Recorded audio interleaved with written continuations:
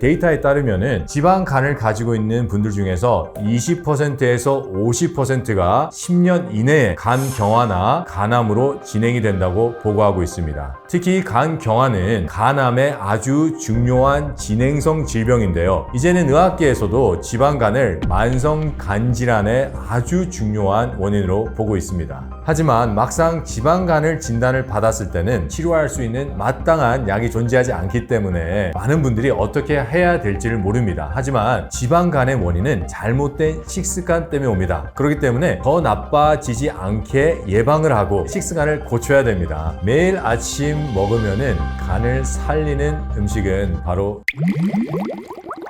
안녕하세요. 지식한상 구독자 여러분, 김명재 박사입니다.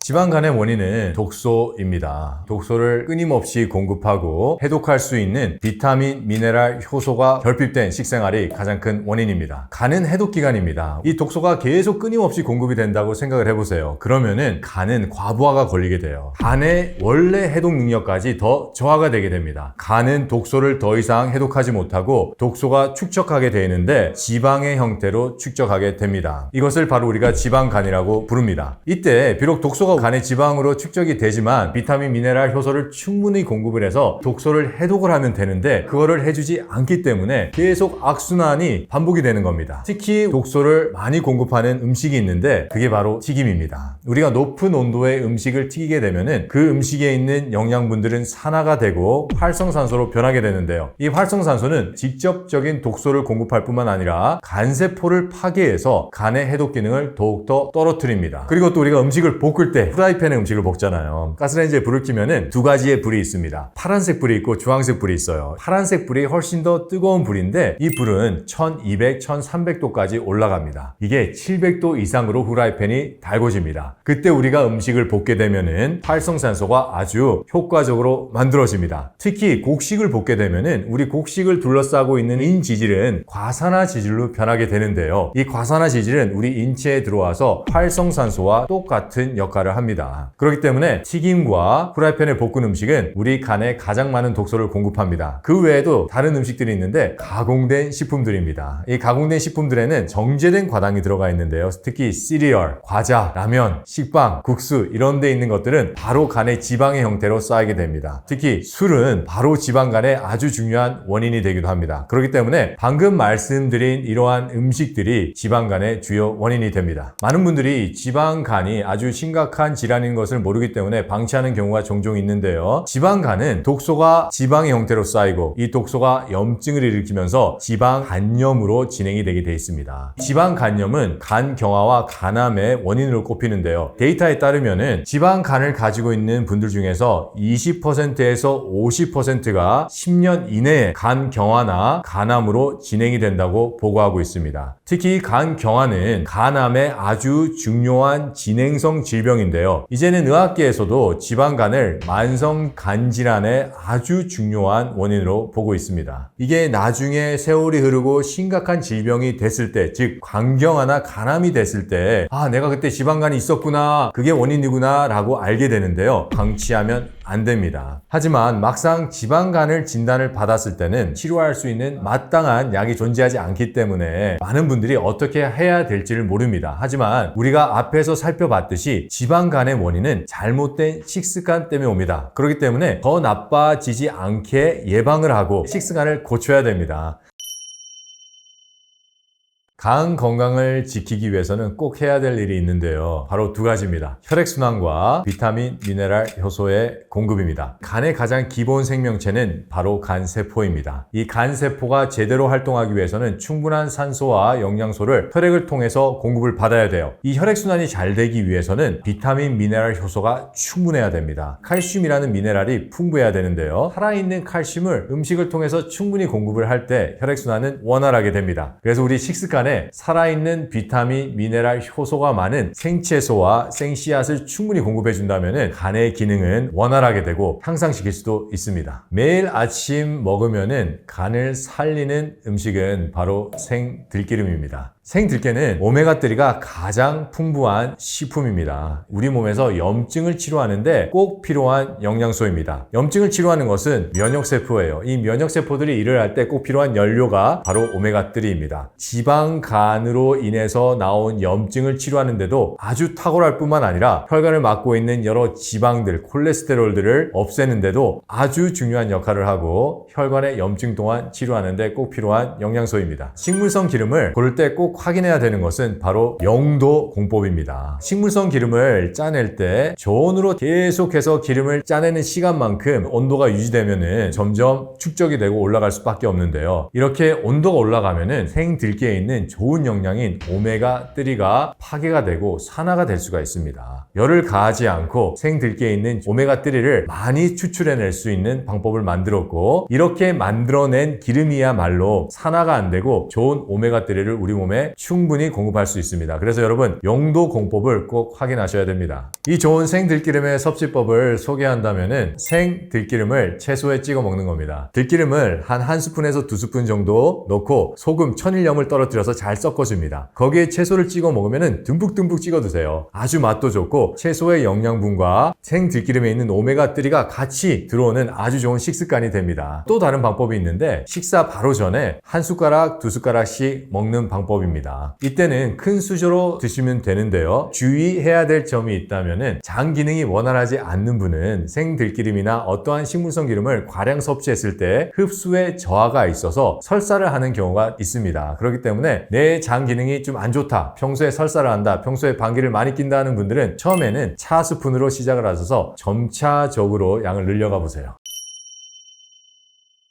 간을 살리는데 가장 효율적인 음식은 바로 당근 씨앗즙입니다. 이 당근 씨앗즙에는 비타민, 미네랄 효소가 풍부해서 간 세포로 가는 혈액순환을 아주 원활하게 도와줘서 간 세포의 생리작용이 원활하게 일어나기 시작을 하고요. 간의 해독작용, 소화작용, 효소 생산 작용을 원활하게 만들어주는 비타민, 미네랄 효소가 풍부하기 때문에 간의 기능이 향상이 됩니다. 그 외에도 이 씨앗에는 비타민 B군이 아주 풍부한데요. 이 비타민 B군은 간 세포 재생에 아주 탁월한 능력을 발휘합니다. 또한 씨앗에는 아미노산이 풍부해요. 아미노산 또한 간 기능 향상에 꼭 필요한 영양소인데요. 이 씨앗에 있는 식물성 아미노산은 소화와 흡수가 아주 좋고요. 인체의 활용도가 아주 높습니다. 특히 동물성 아미노산은 우리가 섭취하게 되면은 젖산과 요산 같은 독소가 나오는데, 식물성 아미노산은 간 기능을 향상시킬 뿐만 아니라 젖산과 요산 같은 독소 또한 나오지 않기 때문에 이 씨앗은 간 세포를 살리고 간 기능을 향상화하는데 가장 좋은 음식입니다. 간 기능을 아주 효과적으로 살리는 당근 씨앗즙을 어떻게 만드는지 제가 직접 보여드릴게요. 씨앗에는 수분이 아주 적기 때문에 씨앗에 있는 영양을 끌어내기 위해서는 좋은 수분이 필요한데, 그게 바로 당근에 있는 수분입니다. 당근에는 여러분 베타카로틴이 많아요. 강력한 항염, 항암 작용을 합니다. 그래서 지방 간염에도 아주 탁월한 효과를 냅니다. 당근을 우선 즙을 내서 500cc를 만들 겁니다. 같이 쓸 씨앗들이 있는데요. 첫 번째 가장 많이 들어가는 씨앗은 기리입니다. 비타민 C, 비타민 E 같은 강력한 항산화제도 물론 들어가 있지만은 폴리피놀, 베타글루칸 같이 강력한 항염제 또한 포함하고 있고요. 칼슘도 풍부하지만은 아베난스라마이드라는 아주 특별한 성분이 들어가 있는데, 이 아베난스라마이드는 치매 예방에 아주 탁월한 역할을 합니다. 두 번째로 들어가는 씨앗은 홍화씨예요. 이 홍화씨에는 칼슘이 풍부해요. 우리 혈액순환을 아주 원활하게 하는 칼슘이 풍부하고 붕소, 규소, 아연, 셀레늄 같이 강력한 항산화제들이 풍부하게 들어가 있습니다. 또 다른 씨앗은 생메밀입니다. 이 생메밀에는 루틴이라는 아주 특이한 성분이 들어가 있는데 간의 해독을 돕고 우리 모세혈관을 강화시켜서 혈액순환을 원활하게 도와줍니다. 그 다음에 들어갈 재료는 생참깨입니다. 생참깨에는 강력한 항산화제가 들어가 있고 칼슘이 1000mg이나 들어가 있어요. 그렇기 때문에 충분한 칼슘을 공급해서 혈액순환을 원활하게 돕고 간 기능을 향상시킵니다. 마지막 재료는 달맞이 꽃씨입니다. 이 달맞이 꽃씨는 아주 작은 씨앗인데요. 놀랍게도 이 씨앗 안에는 수십 가지의 항염, 항산화제가 들어가 있습니다. 그래서 재료를 설명드리면은 당근을 한 700g 정도 가셔야 될 거예요. 당근의 수분에 따라서 달라질 수가 있습니다. 당근즙 500cc, 그리고 기리 59g, 생참깨 10g, 생메밀 10g, 생홍화씨 9g, 생달맞이꽃이 9g입니다. 제가 이걸 한번 보여드릴게요. 우선은 당근을 착즙할 거예요. 한 가지 팁을 드리자면은 끝을 이렇게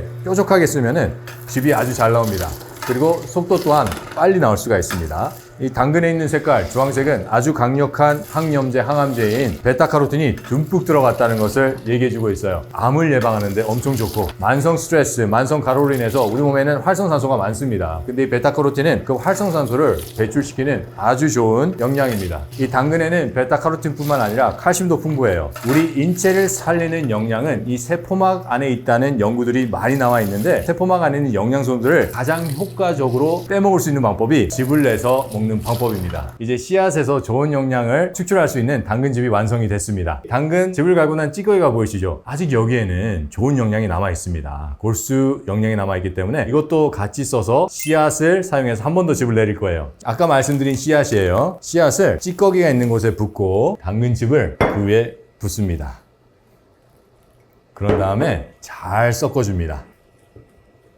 잘 섞어주면은 아주 좋은 영양분이 더 많이 축출되기 때문에 잘 섞어주시면 좋습니다. 이제 이거를 즙을 내립니다. 이렇게 씨앗즙을 내릴 때는 굳이 방망이를 쓰실 필요 없이 그냥 이렇게 한 스푼 한 스푼 넣어주면은 자동적으로 즙이 나옵니다. 즙의 형태로 나왔습니다. 지금 나와 있는 즙에도 씨앗과 당근에 있는 수많은 영양이 들어가 있지만 즙 짜고 난 찌꺼기 있잖아요. 여기 아직까지 영양이 있습니다. 골수 영양이에요. 그래서 우리가 이거를 한 번 더 섞어서 한 번 더 즙을 내리도록 하겠습니다.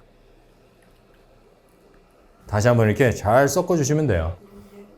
이 씨앗이 수분이 없는 상태이기 때문에 수분을 공급해서 이 씨앗에 있는 영양을 많이 축출하면 축출할수록 좋기 때문에 한 번 더 이렇게 내리는 것은 중요한 스텝이에요. 세포막 안에 있는 진짜 영양소에 대한 논문이 요즘 많이 나오고 있어요. 이 세포막을 어떻게 하면 허물까라는 연구를 많이 하시는데, 그래서 나온 방법 중에 하나가 가열을 하는 방법입니다. 가열을 하게 된다면 세포막은 허물어져요. 하지만 그 안에 있는 영양소가 열을 받음으로 인해서 산화되고 파괴되게 됩니다. 그렇기 때문에 세포막 안에 있는 진짜 영양소를 우리가 먹기 위해서는 즙을 내 드시는 것이 아주 좋은 방법입니다. 이 씨앗즙은 간 기능 향상에도 좋지만은 비타민 B군이 풍부해요. 이 비타민 B군은 성장과도 아주 밀접한 연관이 있는데, 저희 센터에 온 한 아이가 있는데 중학교 2학년짜리 아이인데 키가 너무 작았어요. 또래보다. 들어왔을 때는 집에 있는 보통 문 2개짜리 냉장고 있잖아요. 15cm 정도 밑이었는데 씨앗즙을 열심히 복용하고 나서 3개월 후에 20cm가 자라서 그 냉장고 천장을 내려다보게 됩니다. 성장기 아이들한테도 아주 좋은 즙이에요. 씨앗즙에는 칼슘이 아주 풍부해요. 참깨도 풍부하고 홍화도 풍부하고 당근에도 풍부해요. 이게 시너지 효과를 내서 우리 몸의 뼈 건강에 엄청 좋습니다. 골다공증, 골감소증 예방과 완화에 아주 좋은 효과를 냅니다. 간 기능에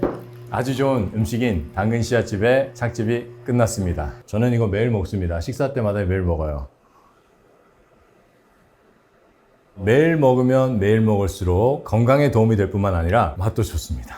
씨앗즙의 섭취법과 주의할 점에 대해서 알려드리겠습니다. 섬유질이 들어가 있기 때문에 꼭 식사와 같이 드셔야 됩니다. 섬유질은 우리 몸에 좋지만 공복에 먹게 되면 간식이 되고, 간식이 되면은 간과 위가 쉬지 못하기 때문에 부담이 됩니다. 이 씨앗즙은 식사를 하실 때 꼭 같이 드시고요. 맨 처음에 시작을 할 때는 200cc 시작하시면 됩니다. 그런데 종종 장 기능이 많이 떨어진 분들이 씨앗즙을 먹게 되면은 설사를 하는 경우가 있는데요. 이것은 이 씨앗즙의 부작용이 아니라 내 장에 유해균이 많고 흡수의 기능이 떨어졌기 때문에 일어나는 현상입니다. 이런 분들도 상담을 통해서 적정량과 언제 먹어야 되는지를 정확하게 알게 된다면 간 기능의 향상과 간의 염증을 예방, 치유할 수 있는 이 씨앗즙을 충분히 섭취해서 간 건강 회복에 큰 도움이 될 수 있습니다. 간 건강을 해치는 음식은 아까 말씀드렸듯이 튀김과 볶은 음식, 가공된 식품입니다. 하지만 우리가 또 알아야 되는 것은 식습관 또한 우리 간 건강에 해를 입힐 수가 있습니다. 바로 과식, 간식, 불규칙적인 식사 시간입니다. 우리가 과식을 하게 된다면 간과 위가 끊임없이 일을 해야 됩니다. 그렇기 때문에 휴식을 하지 못하기 때문에 간에 피해를 입히고, 그러면은 간이 계속 피로해요. 그러면은 우리가 독소도 공급하고 과로에 빠진 간은 어쩔 수 없이 해독을 하지 못하게 되고 우리 간의 기능은 점점 떨어지게 됩니다.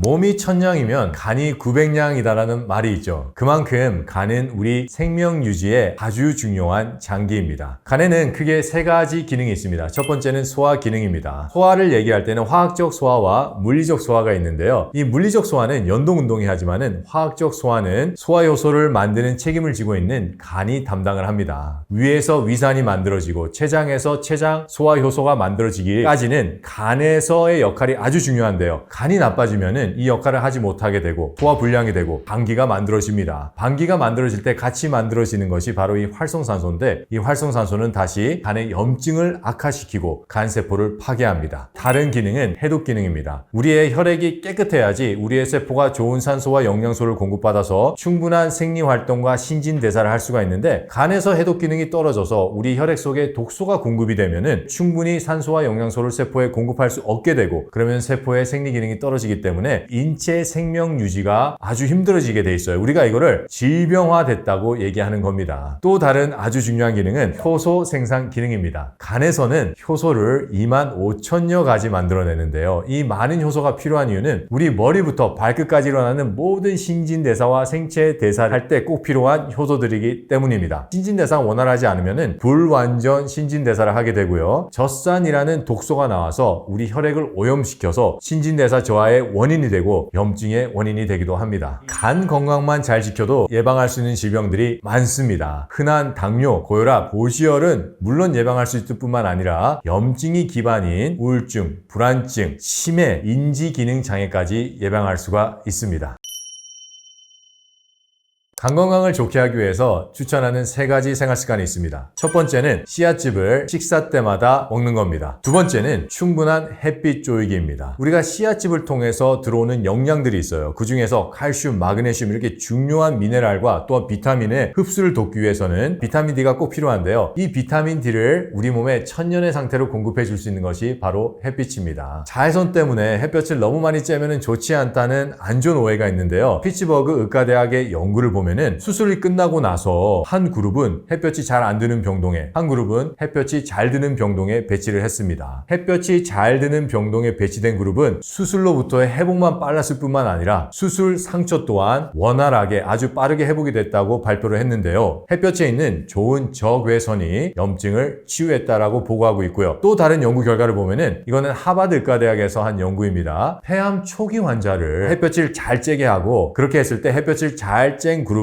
5년 생존율이 2배 이상 높아졌습니다. 만성 염증을 이 햇볕이 치유할 수 있다는 얘기입니다. 다만 주의할 점은 자외선이 가장 심한 시간만은 피하세요. 하루에 1시간에서 2시간의 햇볕을 꼭 쬐주면 좋습니다. 그리고 세 번째 습관은 이 햇볕을 쬐 때 운동을 같이 하세요. 파워워킹입니다. 산책을 하는 것도 좋지만은 파워워킹을 하잖아요. 팔을 흔들고 보폭을 좀 더 빠르게 하고, 더 나아가서 조깅을 하게 된다면은 우리 몸에는 혈액순환이 더 원활하게 되고, 원활해진 혈액순환을 통해서 이 산화질소라는 물질이 나오거든요. 강력한 항염 역할을 합니다. 지방 간염, 그 외에 또 만성 염증들을 치유 예방할 수 있는 아주 좋은 생활 습관들입니다.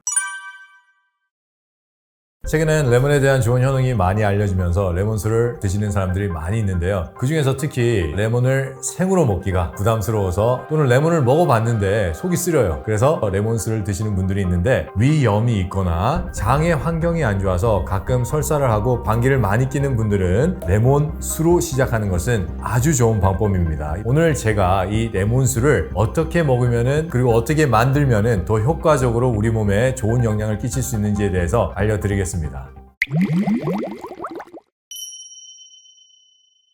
레몬에는 풍부한 유기산이 들어가 있습니다. 이 유기산은 우리 혈관을 청소해서 혈액순환을 원활하게 도와주고, 우리 몸에는 이 임파관이라는 게 있는데, 이 임파관은 우리 몸에 있는 이물질이나 찌꺼기들을 우리 몸 밖으로 배출해내는 청소관이에요. 이것 또한 우리가 레몬을 먹으면은 레몬 안에 있는 유기산이 임파관을 깨끗하게 청소해줘서 우리 몸의 독소의 배출을 원활하게 도와줍니다. 그리고 레몬 안에 있는 비타민 C는 LDL 콜레스테롤과 중성지방을 녹여서 배출하는 역할을 하고요. 레몬 안에 있는 강력한 항산화 작용은 우리 몸에 있는 독소를 배출하게 됩니다. 그리고 이 레몬에는 아주 중요한 항균, 항바이러스 작용이 있다고 요즘에 나오는 문헌들이 계속 보고를 하고 있어요. 그래서 우리를 감염과 바이러스로부터 단단하게 만들어주기도 하고, 레몬에 있는 비타민 C는 콜라겐 형성에 아주 도움이 돼서 여성분들의 이 피부 미용에 아주 좋은 역할을 합니다. 레몬을 물에 타서 먹으면은, 레몬을 생즙으로 먹는 것보다는 효과가 약간 떨어지기도 하지만은, 위염이 있거나 장의 환경이 안 좋아서 올라서 가끔 설사를 하고 방귀를 많이 뀌는 분들은 이 레몬을 생즙으로 먹으면 부담이 될 수가 있습니다. 안 좋은 장 환경과 위의 상태 때문에 그런데요. 이런 분들도 레몬의 좋은 효과를 보기 위해서는 레몬수로 시작하는 것은 아주 좋은 방법입니다. 이런 분들도 부담 없이 먹을 수 있는 방법이기 때문입니다. 레몬은 누구나 먹어도 좋습니다. 아까 말씀드린 대로 레몬은 수많은 만성질환을 예방하고 완화시킵니다. 저희 유튜브 채널을 보고 이 레몬수 또는 레몬 생즙을 시작한 분들의 사례를 들어보면은 혈압이 떨어지고 당이 떨어지고 체중이 빠지고 오래 앓았던 만성 두통이 좋아지고 전립선 비대증이 좋아졌다는 사례들도 많이 있습니다. 그렇기 때문에 이 레몬은 남녀노소 누구나 먹어도 좋습니다. 이 레몬수를 먹는 사람들이 늘어나는 만큼 잘못된 방법으로 먹고 있는 사람의 수도 늘어나고 있는데요. 첫 번째는 충분한 레몬의 양을 넣지 않는다는 겁니다. 우리가 종종 보면은 레몬을 이렇게 슬라이스를 해서 물에 동동 띄우는 분들이 있어요. 이렇게 되면은 레몬에 있는 좋은 영양이 충분하지 않습니다. 그래서 조금 더 많은 양의 레몬을 넣어야 됩니다. 두 번째는 설탕을 넣어요. 레몬이 시다 보니까 그 신맛을 없애기 위해서 설탕을 넣는데 이때 설탕을 넣으면은 설탕은 우리 몸에 독소입니다. 세 번째는 레몬청을 만들어 드세요. 발효하는 게 좋기 때문에 레몬청을 설탕이나 꿀에 재워서 드시는 분이 있는데 이것 또한 우리 몸에 들어와서는 원래 레몬이 해야 되는 기능을 하는데 방해가 됩니다. 또 레몬을 껍질째 드시는 분이 있는데 이 껍질에는 좋은 성분도 있지만은 약간의 독소가 함유되어 있어요. 레몬 껍질은 우리가 다른 데 쓸 때가 있어요. 그렇기 때문에 제가 나중에 알려드릴 텐데 레몬수를 넣을 때는 레몬 노란 껍질은 넣지 않습니다.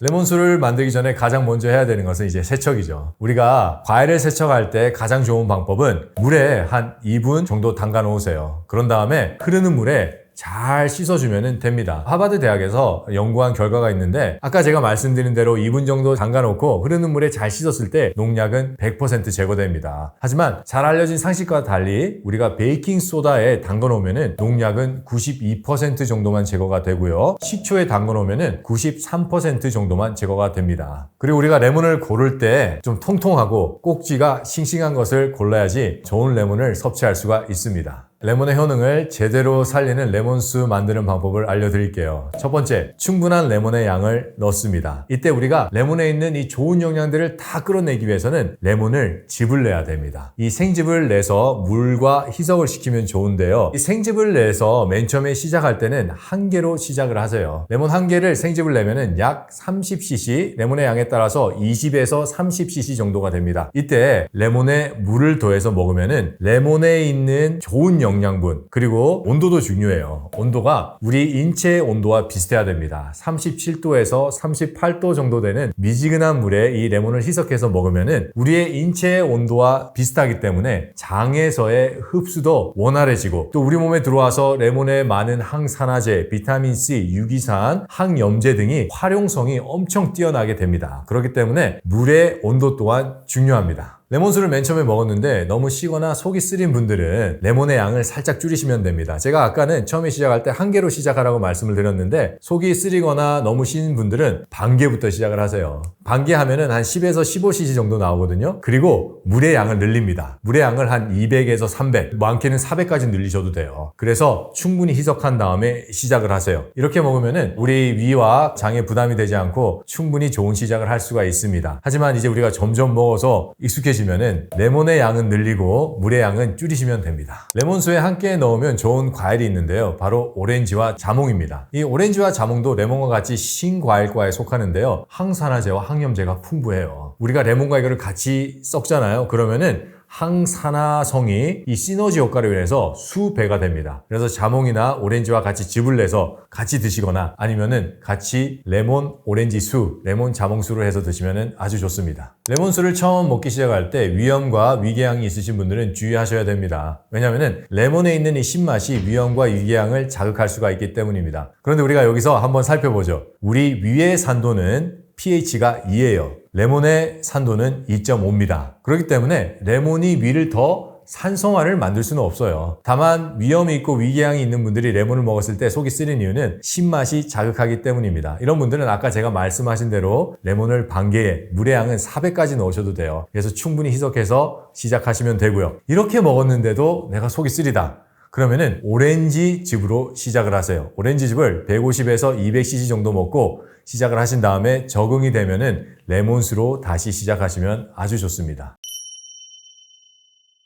바로 레몬 생즙입니다. 이 레몬 생즙이 레몬수보다 더 많은 영양을 우리에게 공급하기 때문에 우리가 먹을 수만 있다면은 레몬 생즙을 먹는 게 좋은데 위나 여러 가지 문제 때문에 이게 부담이 되거나 이런 분들은 레몬수부터라도 시작해 보세요. 아주 좋은 시작이 될 겁니다. 레몬 껍질에는 좋은 항산화 성분이 들어가 있습니다. 하지만 이 레몬 안에 있는 영양이 너무 중요하기 때문에 껍질로 둘러싸여 있고 그 껍질은 이 과일팔이나 여러 가지 해충으로부터 레몬의 영양을 보호하는 역할을 하기 때문에 약간의 독소가 있어요. 그래서 우리가 이거를 먹기에는 부담이 됩니다. 그렇다면은 제가 이 레몬 껍질에 있는 좋은 항산화제를 활용할 수 있는 방법을 알려드릴게요. 레몬을 잘 세척하세요. 물에 담궜다가 흐르는 물에 충분히 세척을 하신 다음에 우리가 레몬즙을 짜고 나면은 낳는 찌꺼기가 있어요. 그 찌꺼기와 레몬 껍질을 같이 섞습니다. 그리고 물을 자작하게 섞은 다음에 다시 한번 즙을 내리면은 레몬 껍질 수가 나옵니다. 이 레몬 껍질 수는 우리 피부 미용에 아주 좋아요. 그래서 세수를 할 때 레몬 껍질 수를 물에 희석을 하세요. 8:2 비율로 희석을 해서 시작하시면 됩니다. 그렇게 우리가 얼굴 세안할 때 이 레몬 껍질 수를 같이 쓴다면은 우리 피부 미용에 아주 탁월해집니다. 피부가 깨끗해지고 탱탱해집니다. 레몬은 아주 영양이 많은 과일입니다. 특히 우리 혈관과 혈액순환에 아주 탁월한 역할을 하고요. 또 염증, 항산화 역할을 하는 아주 중요한 과일입니다. 그렇기 때문에 우리가 이 레몬을 매일 섭취하는 것은 아주 중요한 식습관인데요. 처음에 레몬을 섭취하기에 부담이 되는 분들은 레몬수, 오늘 알려드린 방법대로 시작을 하시면은 여러분들의 건강 증진 그리고 질병 예방에 아주 큰 도움이 될 겁니다. 감사합니다.